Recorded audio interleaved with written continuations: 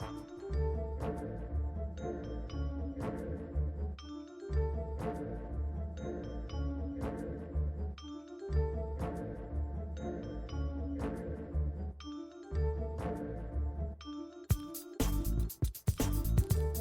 everyone, I'm Wendy Muse, creator of the Left Pocket Project, which brings you the history of leftists of color, one swipe at a time. And this is the Left Pocket Project podcast. Before I get started with today's episode, I just want to remind everyone to, of course, follow us on social media by just checking out @LeftPOC, that's LEFTPOC, and also to make a donation of $1 or more per month if you can afford it by going to our Patreon page, and that's patreon.com/leftpoc. That allows us to keep things running in the background and also to donate to the organization of the choice of our guests, as well as to pay Richard and our guests as well, because we have a unique system here at Left POC where we actually remunerate our guests with a small amount of money. We also support other podcasts, especially those that are smaller, that have fewer than 1,000 members or followers on Patreon, as well as giving back to the community ourselves. So please, if you can afford it, go to our Patreon page. Again, that's patreon.com/leftpoc to donate $1 or more. Oh, God, that's so hard to say, and I always mess it up during every single recording. So let me try again. $1 or more. Try saying that 50 times fast. Anyway, $1 or more per month to support us and to keep this show running. By the way, there's a lot of noise in the background, so I apologize if this intro is a little bit noisy itself, but them's the break. Sometimes life happens and I can't tell the people outside my window to stop living because I'm recording a podcast. Anyway, in this episode, we speak with Brent, the creator and host of Rad Reads, a YouTube channel where discussions of radical text take center stage. Brent is a Black radical reader and booktuber based in the so-called Pacific Northwest. While their studies and content focuses on Black radical traditions and revolutionary science, they enjoy reading a plethora of subjects and viewpoints. They make content that they find is lacking on platforms like YouTube, showcasing their own struggles and discoveries through developing political consciousness in the hopes that it will reach others in very similar places. And I just want to say we had such a fun discussion with Brent. We really enjoyed talking to them about their work. So definitely check it out. And also, all of the books that are referenced within this discussion are in the show notes. So be sure to check out the show notes after you have a listen or while you're listening if you'd like to follow along and check some of those out online or buy them or download them to read. Also, just as two last reminders really quickly. First reminder is if you have trouble accessing any of the texts, especially if they're in book form, send me a DM either at LeftPOC on Twitter or at MuseWendy, and I'll see what I can do to get you copies of books, either digital or photocopies or physical copies, if need be, or if available, if I have extras. And then also, the mask project is ongoing. Obviously, COVID has not ended. The pandemic is still raging, and raging quite a bit in this country, despite few news stories on it. So if you are in need of masks, and specifically N95 masks, and you're in financial need, please send me a message that's at MuseWendy, MuseWendi, and just let me know you need an N95 packet, and I will put one in the mail for you. I send them out every Monday, and I also, if you do have the funds and you'd like to donate to this project, feel free to ask me questions about that as well. And if you can afford to buy your own masks, but you don't really know where to go to buy reputable, legit N95s, ask me those questions as well, and I will help you out and direct you on where to go. So with that said, on with the show.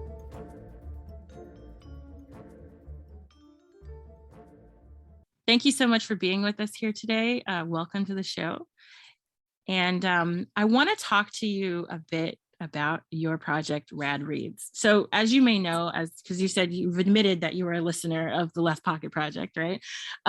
You have said that, or that we do a thing here called Reading Revolution, where we read and discuss texts that were written by or that inspired, leftists of color Black, Indigenous, and other leftists of color. And so one of the things that I thought was really cool about Rad Reads is that it's like Reading Revolution, but obviously predates us. And on top of that, you have it's like a video component. It's a video show that talks about these amazing, revolutionary texts.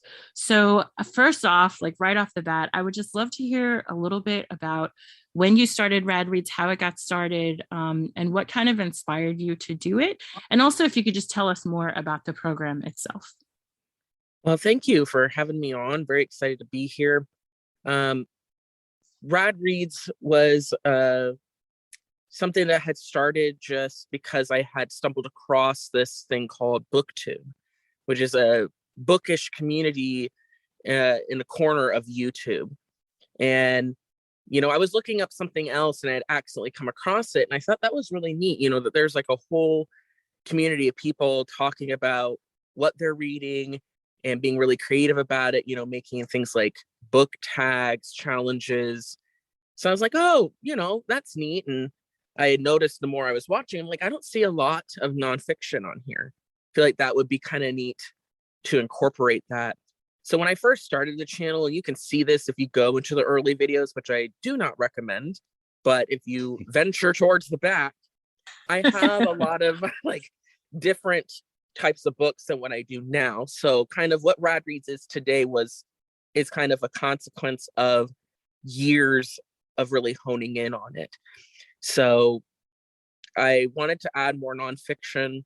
And as I was reading, because I document my reading kind of in real time, my political outlook really started to develop and become a bit more honed in. And so the channel kind of grows at the same time as I do. As my politics develop, so does kind of the trajectory of the channel. So they're very much in line in that way. And currently, my goal with the channel is not only to do something for myself, but is also to kind of reach people who, otherwise wouldn't come across these kinds of politics, wouldn't come across these types of titles, and make it as accessible as possible. So trying to talk to as many people as I can and make connections and just kind of get better at speaking and thinking through what I read. And one of the things you mentioned was BookTube. I noticed that there's like a wide range of BookTube, but from what I have seen, it is a lot of fiction, as you said, but also it's really, really white, and doesn't no hate against BookTube, but it seems to be fairly white and doesn't broach that many like what we would consider strictly political topics very often. And so I really appreciate your introduction, and particularly again your focus not only on revolutionary texts, but seems like a lot of revolutionary texts written by authors of color and from around the world, actually, not just located in the US, but from throughout the global South as well. Can you talk a bit about how you choose the texts and also what the response has been, negative or positive, from people that are your BookTube peers or people who normally consume this kind of book-related YouTube shows? Yeah, so the process is I'm a very, what we call like a moody reader. I read based on my mood, what I'm interested in currently. And I happen to be kind of a one-track mind, so that's why we keep seeing, the same thing over and over again, thematically.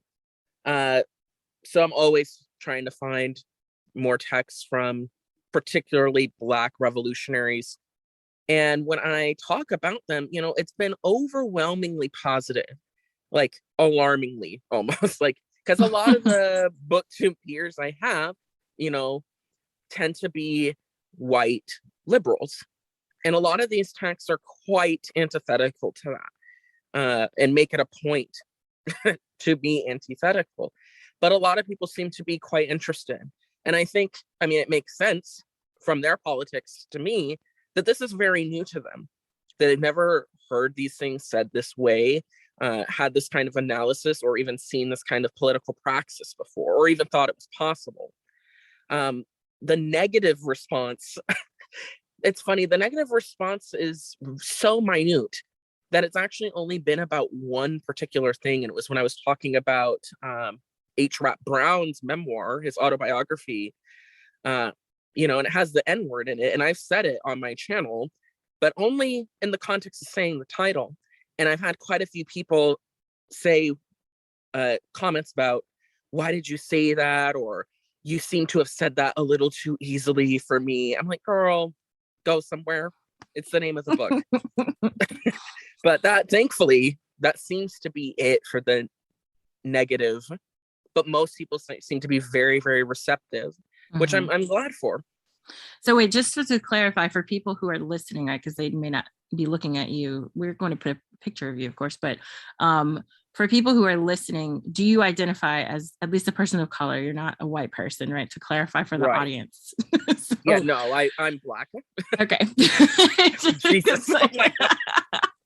Yeah, let's get that out of the way first. But it's great. It's like weird because you have your image. I mean, it's a video, so clearly you're talking. They can see that you're not like a Karen or something, but clearly, like. And it's like I'm not using it so, like, I don't know, be odd for me to say it in a derogatory way. Like, that's literally the name of the text. Right. Do you think that these people complaining are themselves white, or like just trying to be overly like PC, or? Definitely white, because I'm like, okay, please get away from me. I mean, it's just the name of the book. Yeah, that's a little awkward. But it's like, do you see my face? Just checking. Like, hello. Yeah. But I guess my other question too, just kind of as a follow-up to that, is what do you think has been most challenging about doing this kind of content, especially this may not influence or affect your work at all, but I just feel like everything is kind of like the walls are closing in a lot when it comes to cultural expression, discussions of history, especially discussions of radical history, discussions of queer histories. Like, there's so many sort of reactionary forces that are pressing in really hard, and most particularly around the issue of books, right? We're talking about book banning again. So can you talk a little bit about that, and kind of how do you see your work fitting into this moment? And do you feel a personal threat in any way as someone who does this kind of work? Oh, the personal threat, definitely. A lot of the material I have in here, according to who we're talking to, could be, bad news bears pretty quickly. But, I do think that this type of work is extremely, extremely important. As you said, I mean, we're dealing with book banning again, and this, CRT hysteria. And there was recently an interview with Louis Alday, the head editor over at Liberated Texts, where they run a book reviewing blog on lost, underappreciated revolutionary texts. And he talks about, books as weapons.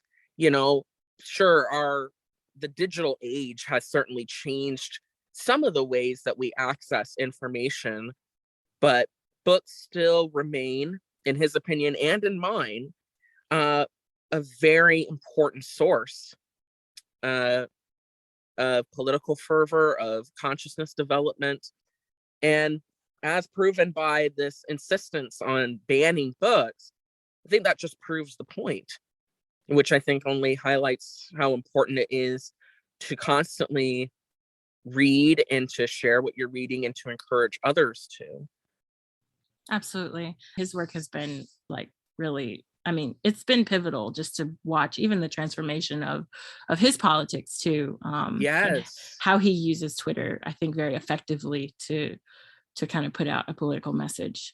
I guess it kind of just carries on from your previous questions, and I know you have a video about it as well, but I just was hoping you could speak a little bit about why the Black radical history tradition matters to you.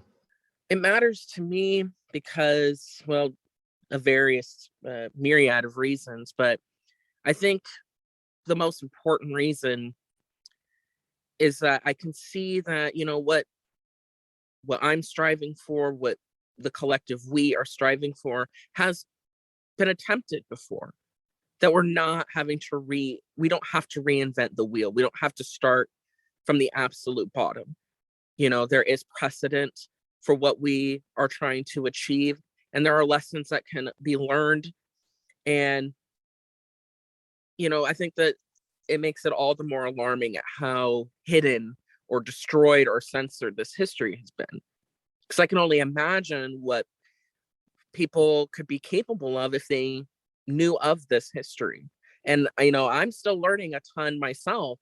And every time, I pick up, especially, something like Robin D.G. Kelley's Hammer and Hoe, I was blown away. I really couldn't believe it at first. And then I got myself together and was like, yeah, of course this happened then. From what I know about the past, it all makes sense. So I think that's the most important thing. And it makes me think of like Walter Rodney's kind of insistence in how Europe underdeveloped Africa about, Africans, Black people, we need to learn that history isn't just thrust upon us, like how settlers or white people would like us to think, but that we are actual agents of history. We can make history happen, where we can be the motive force. So those are kind of my two big reasons why Black radical history matters to me. Of the things that you've read, you've done, like we were just talking about, you've done a lot of Black radical history, and recently you did George Jackson's work. You've talked about Frantz Fanon. You've talked about so many like pivotal Black thinkers in your work. And I'm just wondering, of not necessarily just the Black ones, but like any books that you've read in recent years, what would you say was your favorite book to read? Versus perhaps, if this is a difference, what was your favorite book to talk about of these, and why? That's an awesome question. I think the book that can answer both of those is Frantz Fanon's Wretched of the Earth. Also, James Yaki Sayles' Meditations on Frantz Fanon's Wretched of the Earth. I had a really fun time last year going on Marxist Paul's live stream to talk about both of those books. And I also had my own video talking about those two. Like, it's like a can of worms the second I bring that book up, those two books, because that text, Wretched, was the hardest book for me to read, I think, so far. Like since 2017, since I started this, that has been the most challenging and yet the most rewarding text to work through. And I'm still working on it. I have a whole reread eventually planned for that. But I think it's one of the most gravely misunderstood texts, but is also one of the most influential. Like, it's up there with the Communist Manifesto, if not even more. Just because of how the ripple effect through the third world with that text, I don't think it can ever be overestimated. And when you say that it was difficult for you, do you think it's more about like the content, or do you think it was just the phrasing, the language, or both perhaps? I think it can be, a little bit of all those things. And one of the main factors that I've talked about in my video about this was the translation. So, I think his name is Richard Philcox. He's well known for having done Wretched of the Earth and Black Skin, White Masks. And his translations have been seen as like the seminal translation since, I think, 2014 or so, or maybe even earlier. But something about it just rubs me the wrong way, because I read both those books but with his translation. And it was kind of like, I didn't even get the gist. I thought I did, but when I reread them in the original English translations, I believe Constance Farrington did Wretched and another guy did Black Skin, White Mask. It was like I read very, very different texts. I was like, what the hell did I read before then? So I think the translation for me happened to be, I think, the biggest part, but also just the content and the essence. And I've heard so many people talk about Wretched, and at first when I read it, I was like, I feel like I'm not reading the same. Now I understand it, and now I have even more opinions about it now that I can understand the text a bit better.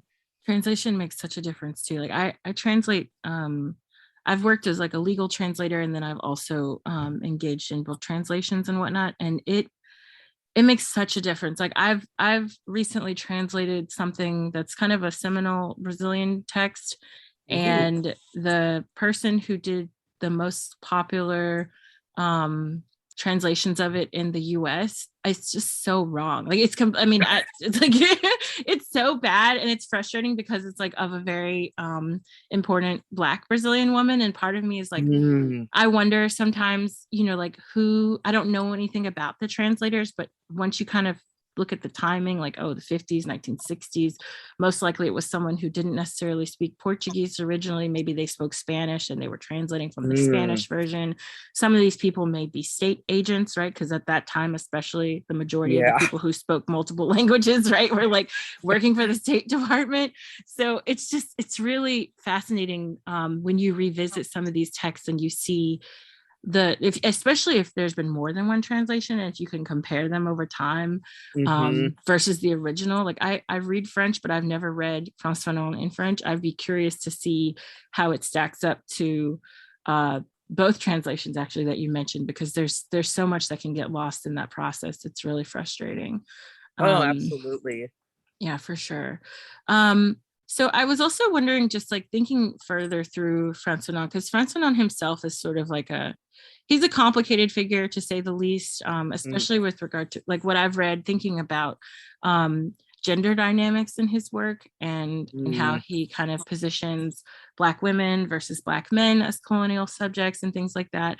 I was wondering if you could, and I don't want to spoil your video. I will definitely post your video in the show notes so y'all can find that. You can find Brent's video in the show notes and go watch it for yourself. But I'm curious for you to talk about maybe some of the things that you found perhaps thematically difficult or challenging as well. So not just the linguistic side, but also kind of working through the theory and the ideology that's presented. What did you find most powerful or maybe most challenging for you to kind of like wrap your head around and embrace?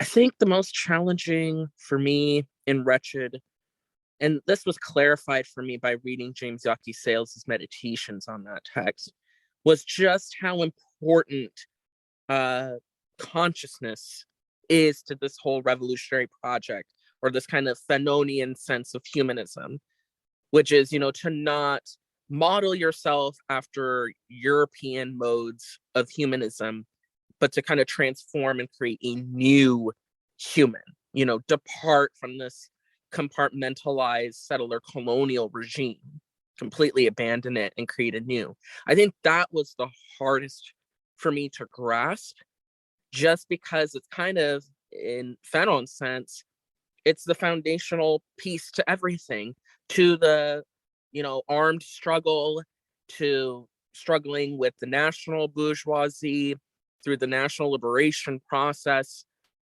Consciousness, it has to constantly be tended to, and constantly has to be checked, because as we can see through the history of just African independence, that particular era, things go south really, really fast.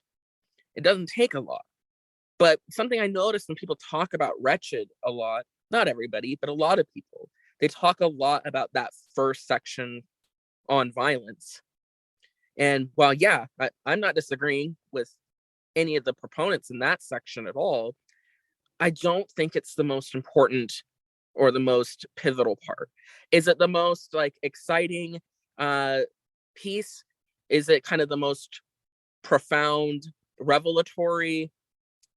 Possibly, but I don't think it's the most critical part. It's kind of like, that, what is that, Mao, I think, said that power comes out of the barrel of a gun. But I think what Fanon is also saying, and I think Mao would agree, is that, yeah, that power comes out of that barrel of the gun, but it matters who's wielding it. Do they know what they're doing? Do they know what they're, fighting for? Because anybody can hold a gun. Just, it kind of more depends on what they're using it for. Yeah, I think that's so important, especially to think about now as we're watching an ongoing pandemic, and a lot of like really eerily reminiscent colonial practices come back into the fore more than ever. Obviously, capitalism is like raging, but you know, like in case anyone missed that one. But I think that there are also so many colonial practices in terms of the way we think about care, in the way we frame whose lives matter and whose don't.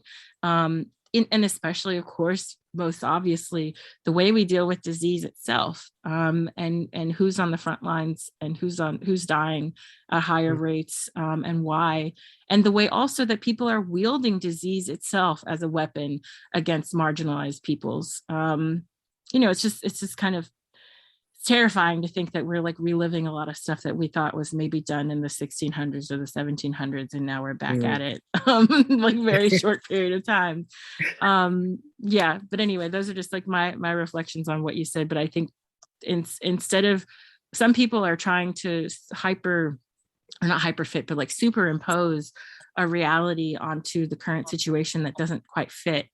And in doing that, that's how they're kind of rehashing a lot of these older practices, instead of looking to this moment and saying, what could we do that's new? What could we not just recreate, but create, right?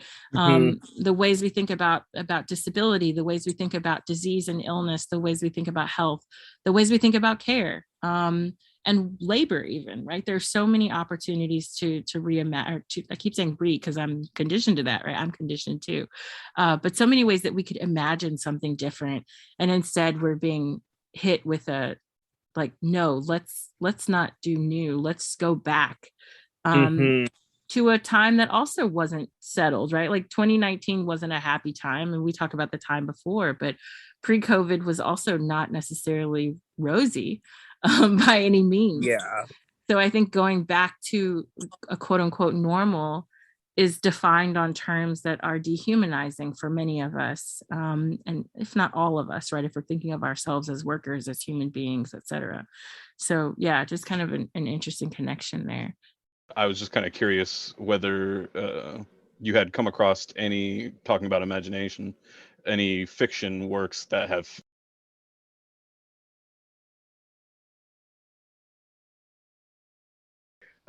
I wish I could say so. I think the one author that really done that for me is Octavia Butler. I started Dawn. And while that's a much more bleak text, I do find her ability to kind of write these protagonists that, even though they're met with like the shittiest of circumstances, are so self-assured in the end of their ability to be irrational and to do what they need to do to survive. I thought that was quite revelatory, but outside of that, most of my fiction is like dude bro lit, and that's just the most regressive. Nothing good's happening over there.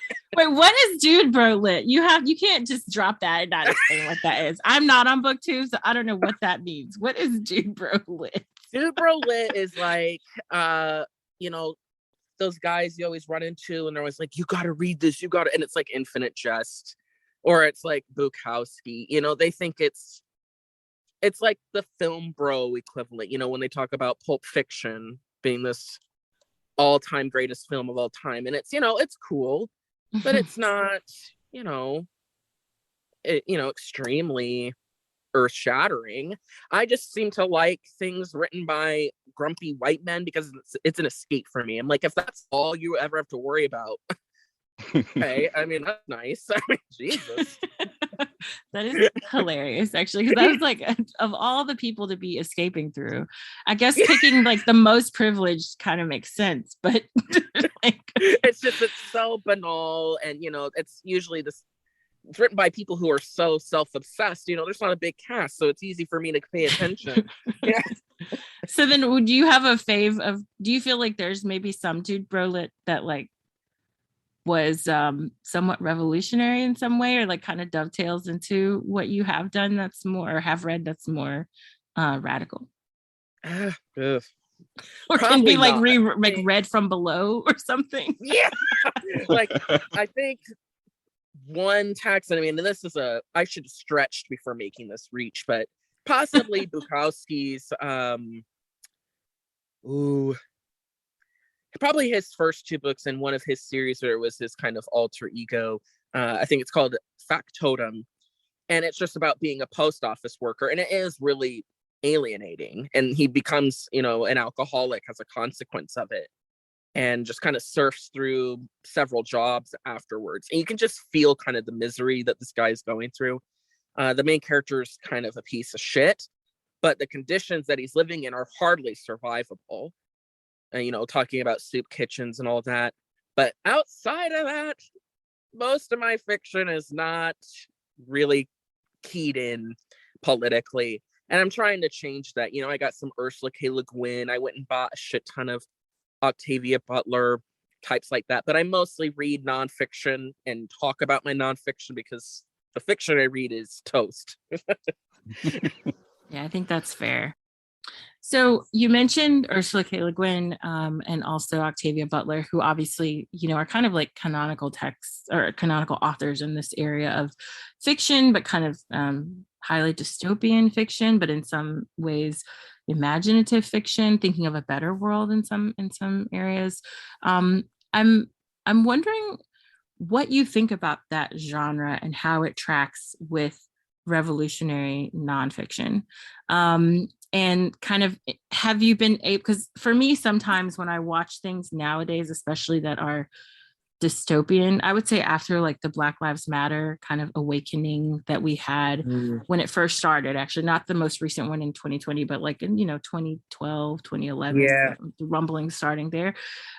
It's been difficult for me to watch some dystopian films or read dystopian text because it's like too on the nose sometimes, or like sometimes missing things. Like I can't handle Handmaid's Tale because I'm like, oh, you're just retelling like Black women's experiences from slavery, but like wiping them from the story. You know what I mean? So sometimes I have trouble like having being able to approach both ideas at once, right? And I used to love dystopian stuff. So I'm wondering for you, is it difficult for you sometimes, or maybe not, to read these sort of things in tandem? And how are you reconciling, if at all necessary, some of those striking differences or gaps in the text? I think in general, I think that, fiction and nonfiction can be really, really complementary. And I'm not no English major or anything like that. And so take what I say with a grain of salt. But I think that, I agree with Arundhati Roy, where she says, fiction and nonfiction are just different modes of storytelling. So I think they can be compatible. On the dystopian thing, yeah, sometimes it can be a little too on the nose, or it's just white people regurgitating things that have happened to colonized people, but now it's really scary because it's happening to us. Like, okay, well, yep. Cool story. But I think one author who I wish I mentioned in the beginning, it always takes me a minute to get my wheels turning, but I think one author who has really spoken to me, and I may not be able to articulate it very well, but is Toni Morrison. I've been like slowly working through her stuff. Like I did, like No Name reached out to me back in 2020, and I did a pick for the month in August, and I chose Toni Morrison's Playing in the Dark. Now that's nonfiction, but she talks about fictional works. It's kind of a work of literary criticism in a way. And after reading that, I was like, well, let me actually read some of her fiction. So I read like The Bluest Eye, which was her debut novel, and Sula, which is quite contentious. Some people really love that one, or they really, really don't like it. And so I've been really, with the fiction, also trying to bring in the sci-fi girlies, but also people like Toni Morrison, Gloria Naylor. And, I think of what Toni Morrison said. I think it might have been on Charlie Rose's show, where she said, she was really tired of being asked, why does she write only about Black people, as if it's really derivative and pedestrian and mundane. And she said something like, the lives of Black people are much more complex than kind of what the white imagination does, it's quite limiting, which, as my discussion about reading Bukowski and like dude bro lit, it is quite limiting. It's kind of like magnet poetry. You only get a set amount of words and you just rearrange them over and over. That's not the case when I read people like Naylor or Morrison. So I think all this is to say is I think fiction and nonfiction be quite complementary, but just like anything, you got to read a lot of it and get through oftentimes a lot of junk before you find the gems. Yeah, I think that's fair. I mean, you're right. You have to read. You have to read, first of all. Everybody read, please. Like if you please read. We try to encourage people, because I think there's a lot of stuff online that's like someone reads and then it's kind of like telephone, so like 20 people later it's a completely different message, and you have someone saying that like you can be a socialist who loves like Biden or something. There's all this like kind of weird disconnected thing going on left Twitter and left YouTube and whatnot. But yeah, I think you're right. There is a way to kind of recover, I guess, what fiction can offer us. And even the one that you said was dude bro lit, I mean, it sounds like there's a lot in that book about labor and labor rights, perhaps, and the doldrums of modern work environments and lack of rights for workers. There's something that you can pull out of that that's also revolutionary in a lot of ways, perhaps. So yeah, I really appreciate that kind of thinking about multiple sides of these different genres that sometimes are poorly represented or just like under discussed. So much appreciation for that. I guess one of the things that kind of came to mind while you all were talking was about a lot of the texts that we engage in can be kind of heavy, and kind of taxing, just to like not just intellectually but emotionally. And so I was wondering if can't help but notice the background full of books, if you had happened to have come across in all of your reading something that you found kind of more on the fun side. I know revolution can't always be fun or anything like that, but sometimes it would be nice to be able to find some sort of text that would be a little lighter, or like give some sort of kind of maybe a humorous spin or something along those lines. Ooh, I like that question. I gotta really think here for a moment, because it's a lot of tears more than anything else, and it's I think it's good to have a sense of humor. I'm looking around right now. Yeah, no need to put you on the spot. Oh, you're fine. I think this book is still not the lightest, but I think especially Black readers will really resonate with H. Rap Brown's autobiography, because it's kind of a mix of autobiography, polemic, venting. It also has some interesting art collages in it, and I just think the way he kind of talks about the man or Whitey or whatever, I think a lot of people would really get that. And, I think it does kind of take some of the edge off of just like the subject matter.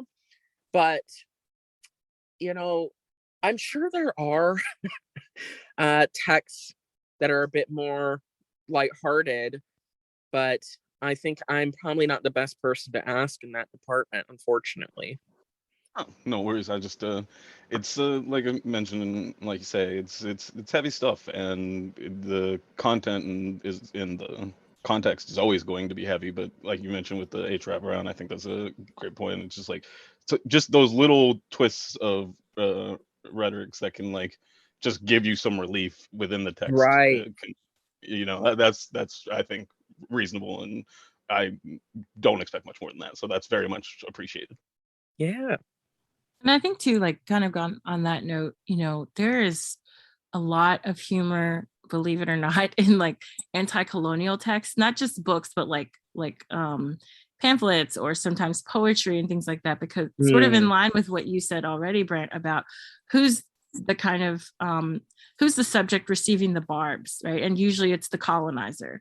I feel like there's a lot of humor in and caricaturing the colonizer as well in these texts. But for the, I mean, it's obvious because it's a political text, right? So they're trying to like catch people's attention, and part of that is by making, and I think rightfully so, the colonizers look like complete fools, and fools who are getting lucky in some areas in terms of the resources they're able to grab and whatnot, but kind of showing them as completely inept, and not capable of managing things because they're not from there, they don't know what they're doing, they don't know the language, kind of just bumbling around, even though they're obviously simultaneously engaging in wild acts of violence, and to a large degree and large scale, much greater than anything that most people had seen when it was happening. But it has to be relief somewhere, right? And I think that's how they find it. And that makes me think of now that got the wheels going is Aimé Césaire's Discourse on Colonialism. Oh my, he just went for the throat in that book. He really did. He didn't give anybody a breath of air at all. You know, it's a very serious book, but he definitely has some very interesting turns of phrase. I can only imagine the severity of those insults in French. Oh yeah. Oh, right.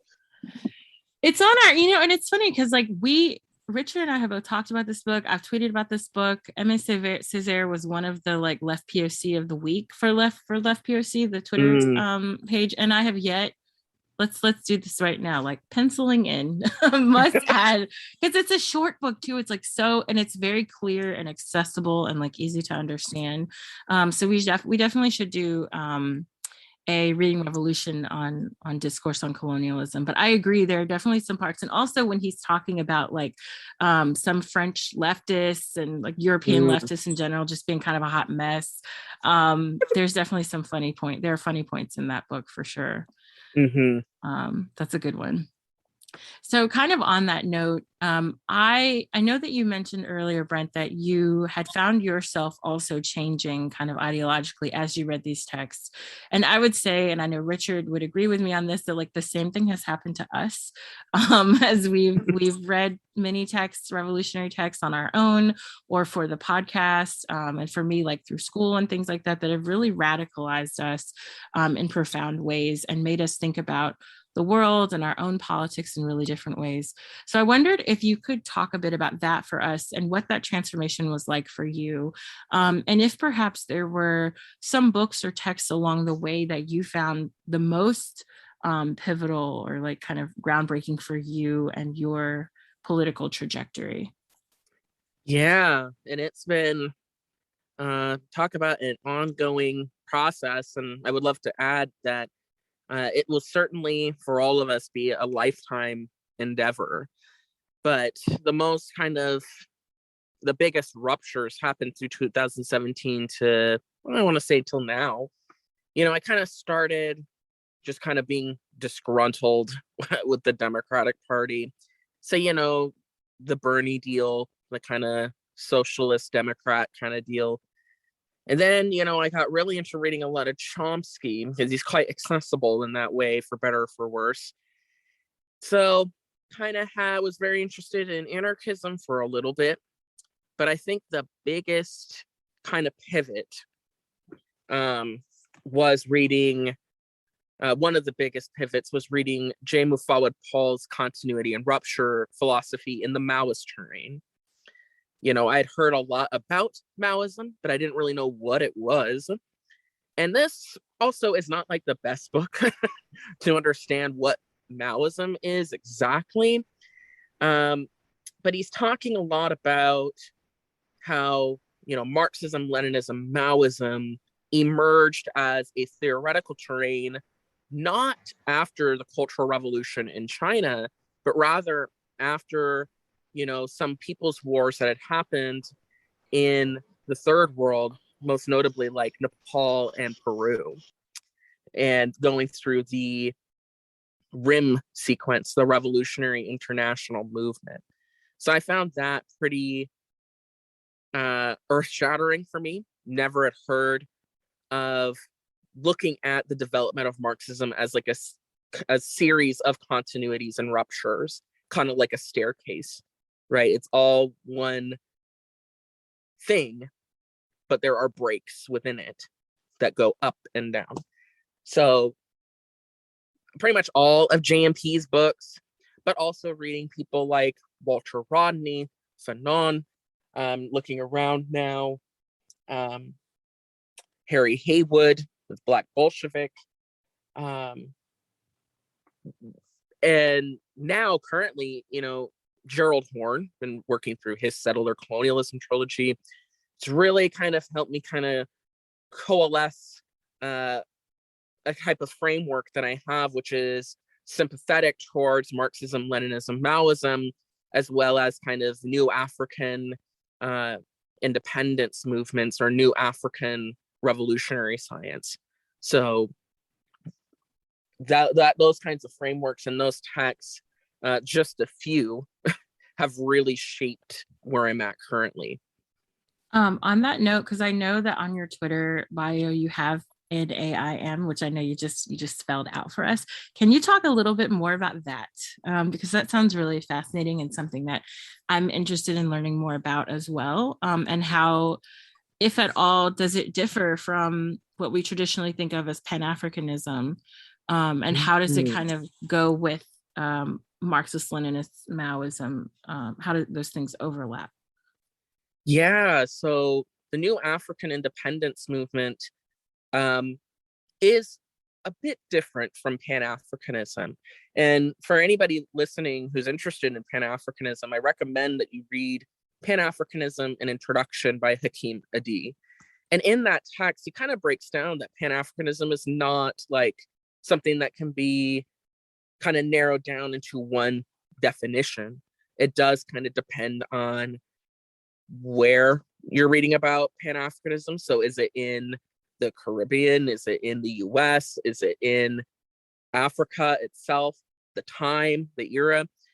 But in general, I likened, Kwame Ture's kind of definition that Pan-Africanism is a political objective, and that is the unification of the continent, and a unification of Africans at home and in the diaspora as well. So connecting people and the continent with a revolutionary political trajectory, right? But new African independence, that's specific to the so-called US, right? And the reason why the term new African is used is that, well, Africans were stolen from their homeland and brought over here. So they're geographically removed and also removed socially from their cultures and their backgrounds, and coming here and being forced to be slaves here cultivated a new kind of identity, a new kind of outlook of liberation, freedom, what have you, hence this term of new African, and spelled with a K, I think is also as a way to signal a difference.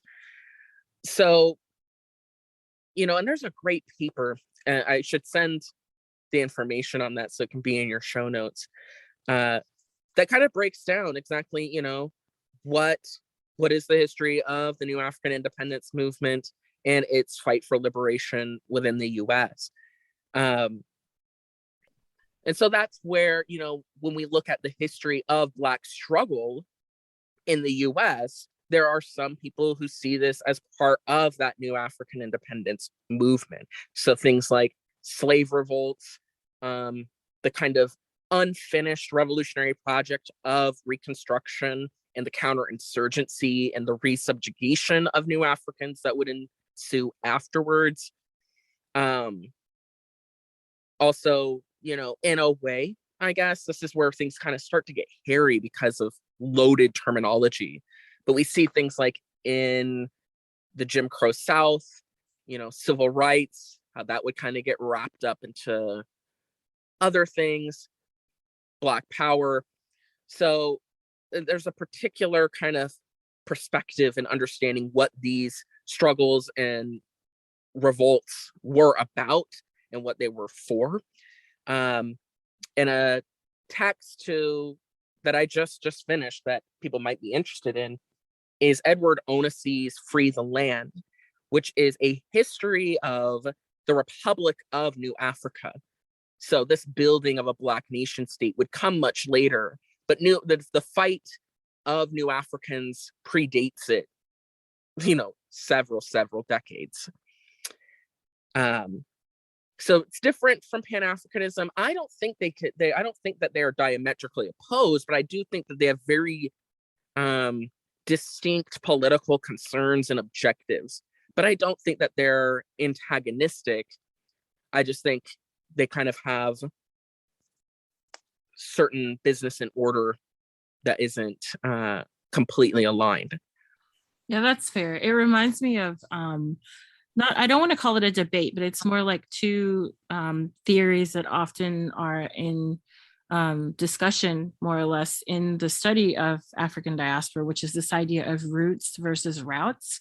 And roots theorization often focuses on like what we got from Africa in that process of diaspora, right, of being removed from our homeland and what we were holding on to, what practices and cultural engagement, language, all of that were kind of recreated, in some ways, supplanted, started anew, but very much connected to the roots, right, in the quote unquote new world for Africans. But then also the routes discussion, which focuses more on what changed in the process of motion, right? What evolved, not just from Africa, but in the process of intermixing with all these other cultures through colonialism and enslavement and the like, and how it was the travel, it was the removal that allowed us to kind of create something new in these new spaces. And so it's really interesting to think about that. To me, what sounds like you're explaining is kind of playing out in a political way. And it also reminds me of, it's all, not trying to open up a can of worms here, but it's like for me, what would be a more favorable version of ADOS. The problem that, like, no offense to ADOS people, although y'all certainly often work to offend us. But, the problem for me, I think fundamental problem with ADOS is that it's so strictly tied to the US in a way that it like reifies capitalism and reifies the US system, and discards all connections to Africa, or Africa itself in the present. Whereas what you're describing sounds more like an acknowledgement of Africa, a recognition of those roots, and yet also an acknowledgement of what was different about being, removed from that land and placed in the US under duress, right? And not only acknowledging the trauma that caused, but the new and revolutionary acts that were engaged in the Americas to fight back against capitalism, to fight back against, colonialism and things like that. So I think it sounds like a really interesting movement and something that I'd be really, fascinated in learning more about. So thank you for sharing that. Yes. I hope that assessment was fair.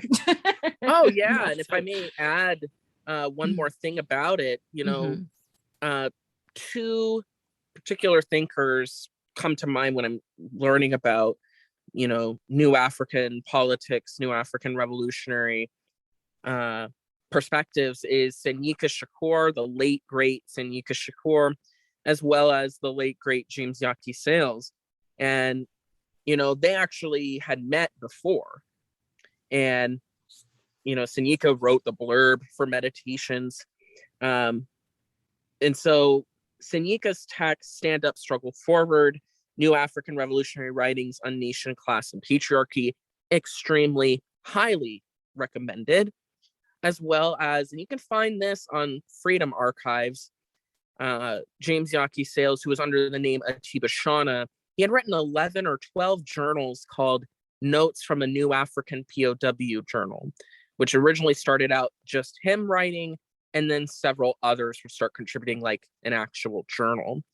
And that's where I've learned a lot of this material and I'm still learning it. So that's why I always tell people on the channel now, don't take my word for it. Please go read the book, because I can't relay this as well as I would like. And that's what the books are for.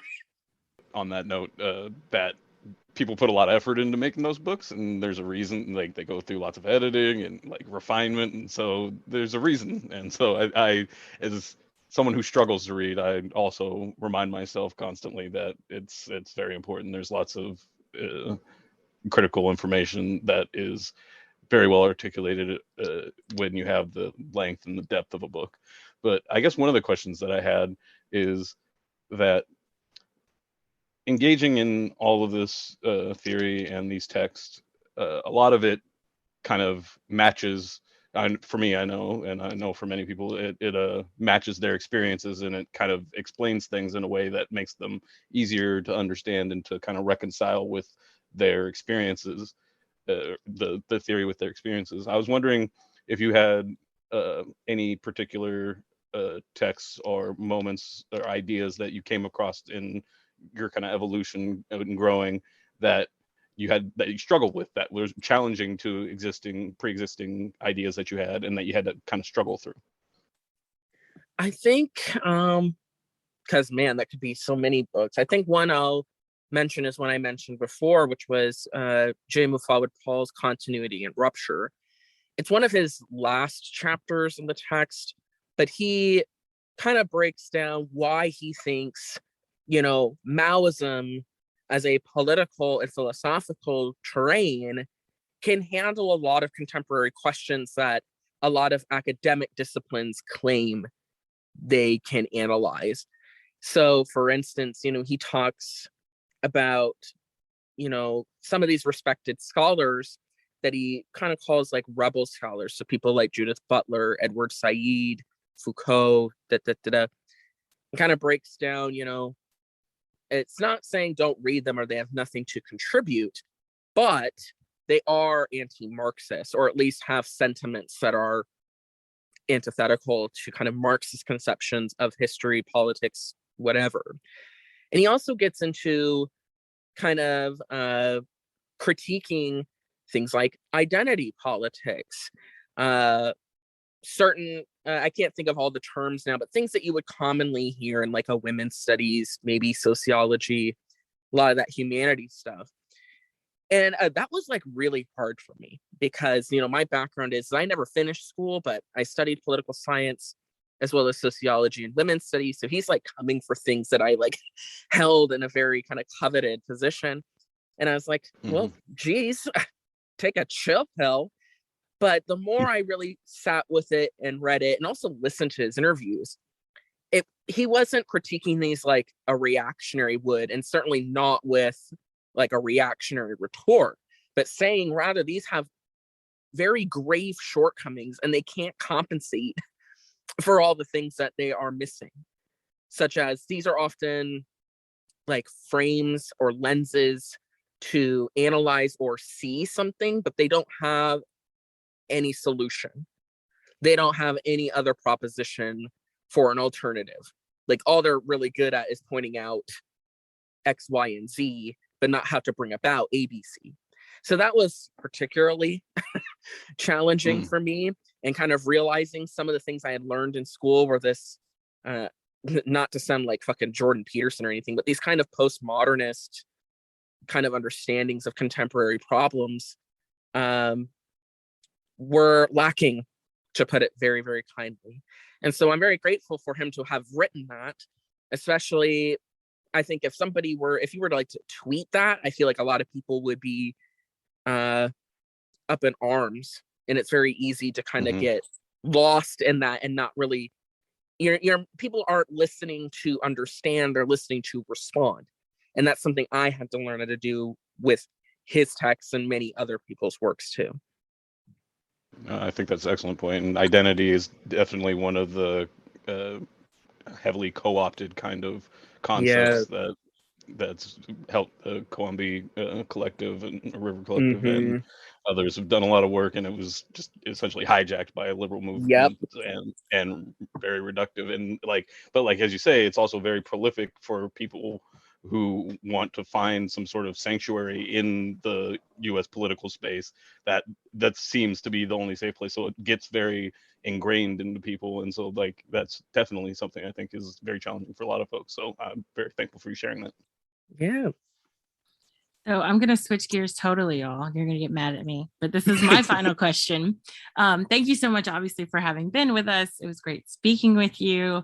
And I will, for anyone listening, by the way, all of the texts that they just mentioned, not just mentioned, but throughout this interview, we will post in the show notes. So everyone will have access to everything that Brent talked about throughout our talk. But my last question for Brent is, what is the deal with Doja Cat? You got to tell us about your Doja Cat appreciation. I noticed that she's running through your images on your Twitter page. You often use like images of her or GIFs or whatever. So I'd be curious to know, what are your thoughts on Doja Cat, and does she have revolutionary potential? Because she's a little problematic, but maybe there's something about her that I don't know that you could tell us.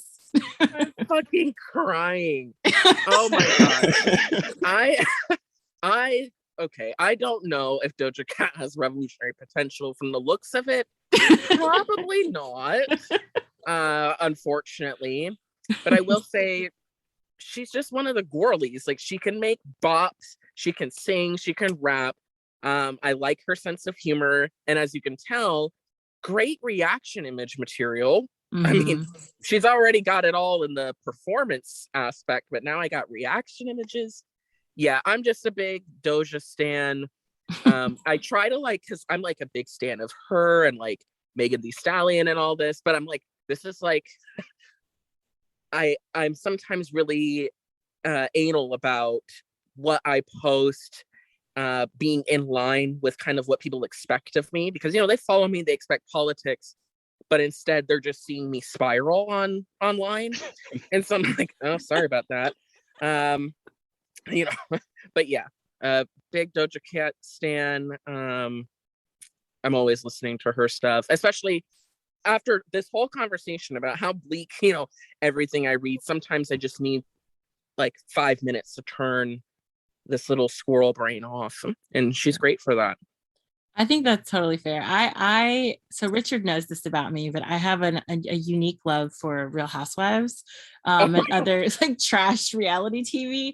I want to have like a left POC episode where we talk about, like the guilty pleasures of reality TV and like pop music and things like that, because we talk about such serious topics on here often. So one day I will have a kind of a junk food version of culture discussions.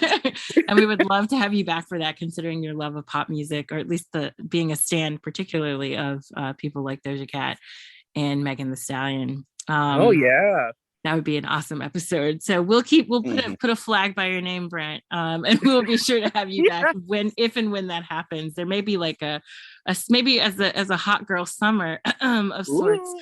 I will have a series on hot girlies in the music and reality TV show business, and have back some of my favorite guests to talk about their take on these issues and more. We'll see about that, but I'll keep you posted either way. But thank you so much for being with us. It was great talking to you. And for those of our listeners who are not already familiar with you, where's the best place where they can access your content? So I am on YouTube at Rad Reads. I'm on IG, Instagram at Rad Reads 94. And on Twitter, I am Rad Reads B, and all of these are one word. And I'm sure you can hunt me down on Goodreads. I keep my links for that also on my YouTube page in my About section. Awesome. So definitely check Brent's stuff out. Check out Rad Reads at all of those locations online. Really great work that you put out. And I'm so appreciative of as always, of people who really sit down with the works, wrestle with the works that they're reading, and are willing to talk about it in such a public way. I think that's super important, because I think sometimes people are embarrassed or they're afraid to kind of be in the process of learning in public, right? Mm-hmm. And doing that and being really transparent in that process, and especially doing it from a left perspective, a radical left perspective in particular, is so important. We need more of you and less of the, Governor DeSantis types who are like locking down access to books as we speak. So I really, really appreciate you being here. Thank you so much. And everyone definitely check out Brent's work online. Thank you again. And thank you for listening to the Left Pocket Project. Of course, we will be back soon, hopefully, with new episodes. But in the meantime, feel free to check us out on social media, and that's at LeftPOC. And of course, on our Patreon page, where everything is free and open to the public, but where you can donate $1 or more per month to help keep things afloat via patreon.com/LeftPOC. Thanks so much, everyone, and have a good one.